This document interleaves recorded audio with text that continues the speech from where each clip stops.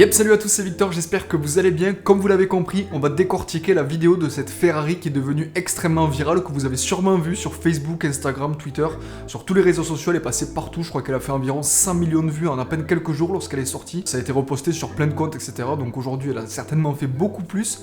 Et c'est vrai qu'à force de la regarder, il y a des petites choses qui m'ont fait penser que la vidéo pouvait être fausse. Parce que c'est vrai qu'à première vue, quand on la voit la première fois, on se dit, wow, ce mec est ouf d'avoir fait ça, c'est quand même impressionnant. Il arrive à passer sous un camion avec une voiture et tout, alors que la police le poursuit, et la police continue, donc on est là, le mec, super, il a trop bien gagné son coup, il n'y a pas d'accident et tout, ça passe de façon super propre, mais c'est vrai qu'à force de la regarder, il y a plusieurs trucs qui m'ont fait dire que peut-être la vidéo était fausse, et du coup, j'ai essayé de la décortiquer image par image, notamment en la mettant dans un logiciel de montage sur Premiere Pro, pour voir un petit peu les différentes erreurs qui avaient pu être laissées lors de la création de cette vidéo, et j'ai pu en conclure que la vidéo était totalement fausse, et c'est ce qu'on va voir ensemble dans cette vidéo. Alors la première chose qui m'a paru assez bizarre, c'est que la voiture arrive à une vitesse suffisamment rapide, puisqu'on est sur une voie rapide, une autoroute ou un périph', ce qui fait que la voiture normalement est censée rouler assez rapidement.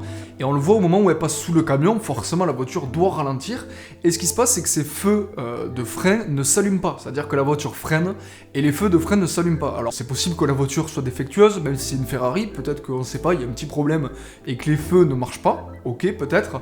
Seconde chose, si vous regardez au niveau du camion, lui il change de voie, puisqu'en fait ça passe d'une 3 voies à une 2 voies, on le voit avec les flèches sur le côté, donc le camion se décale, change de voie, et il ne met pas son clignotant.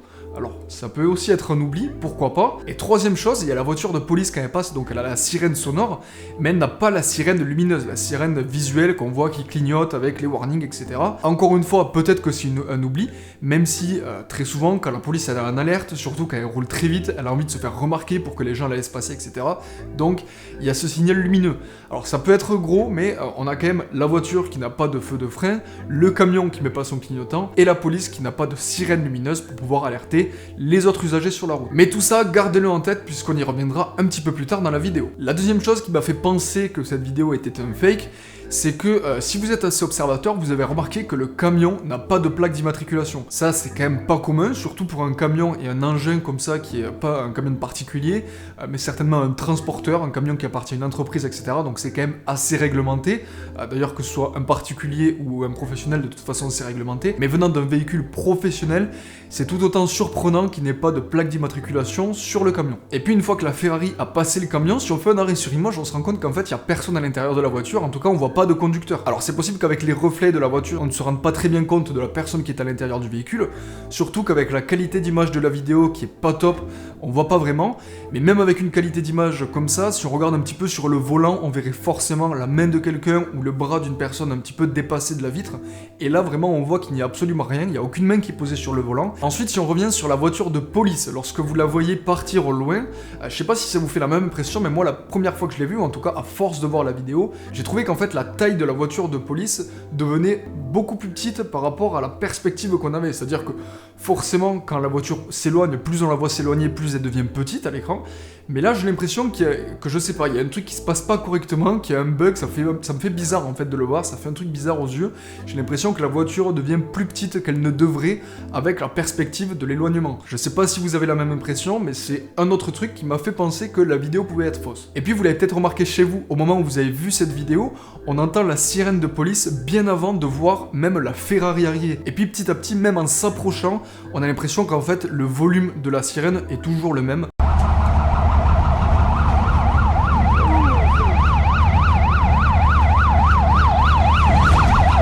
Ce qui peut faire penser en fait que le son de la sirène a été rajouté au moment où cette vidéo a été truquée. Également sur le bord du camion, au moment où la voiture de police le double, on a l'impression que le bord du camion il clignote un petit peu comme s'il y avait un masque qui avait été effectué sur la vidéo et que le masque était pas très bien fait image par image. On voit qu'il y a un petit clignotement au bord du camion comme s'il y avait un bug d'affichage qui fait qu'en fait le camion saute et fait cette espèce d'effet de clignotement à certains moments. Et puis justement en parlant de masque, si vous regardez bien au moment où la Ferrari sort du camion, on dirait qu'en fait sur une courte image la Ferrari est transparente, comme si l'opacité avait été baissée puis augmentée augmenter lorsque la voiture passe sous le camion. À l'intérieur du camion, il y a une espèce de grille où on voit la route à travers, mais on ne voit pas la Ferrari à cet endroit-là. Donc ce qui montre que la Ferrari, une fois de plus, a été rajoutée au montage. Enfin, si vous avez été observateur, à la fin de la vidéo, on voit un petit message s'afficher en dessous. Alors ce que j'ai fait, c'est que je suis allé taper 2NCS sur YouTube et je suis tombé sur une chaîne YouTube qui produit du contenu autour de voitures, de motos et notamment du contenu 3D. En plus de ça, il y a la dernière vidéo qui a été postée sur cette chaîne qui montre clairement que cette vidéo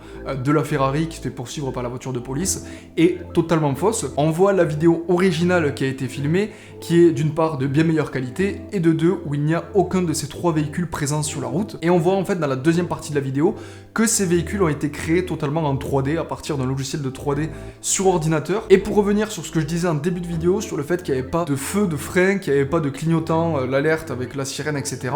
Tout simplement parce que le fait que ce soit de la 3D, c'est compliqué d'avoir de la réflexion lumineuse, surtout avec des lumières qui clignotent, etc. Ça rajoute du travail supplémentaire à faire réfléchir la lumière d'une part sur la route, qui était déjà là bien présente, et sur les véhicules 3D qui ont été créés ensuite. Donc bref, je pense que c'est pour ça qu'il n'y a pas eu toutes ces alertes lumineuses, la sirène, le clignot et les feux de frein de la voiture, pour ne pas compliquer la création de cette vidéo. Ce que je trouvais intéressant sur cette vidéo, c'est qu'au niveau de la 3D, les véhicules sont plutôt réalistes, et en fait, toutes les petites choses qui m'ont fait penser que cette vidéo était fausse, c'est pas les éléments en 3D en eux-mêmes, les voitures, parce qu'elles paraissent assez réalistes, mais c'est plutôt toutes les petites erreurs de logique qu'il y a autour, à savoir l'oubli du clignotant, le fait qu'il n'y ait pas de plaque d'immatriculation, toutes ces choses-là, en fait, qui m'ont fait penser que la vidéo était fausse, plutôt qu'une simple erreur de réalisation en 3D. Le but de cette vidéo, c'est bien entendu pas de décrédibiliser le travail de la personne qui a été fait sur cette vidéo au niveau de la réalisation 3D, etc.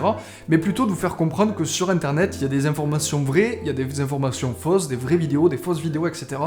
Et c'est important d'avoir un esprit un petit peu critique et essayer de comprendre le vrai du faux, essayer de trouver les éléments qui pourraient nous faire penser que c'est vrai ou qui pourraient nous faire penser que c'est faux. Là pour le coup, je pense que vous l'avez tous vu cette vidéo, beaucoup de personnes y ont cru, moi y compris la première fois que je l'ai vue, et en la re-regardant et en m'intéressant un petit peu à la vidéo, je me suis rendu compte qu'elle était fausse. D'ailleurs, si ça vous intéresse d'en savoir un petit peu plus sur tout ce qui est effets 3D, effets spéciaux, trucage au cinéma, je peux vous recommander la chaîne de Atom, c'est un français qui parle de tout ça, de comment réaliser des trucages, des effets spéciaux, des trucs en 3D. D'ailleurs, je crois qu'il a fait une vidéo sur une voiture totalement modélisée en 3D.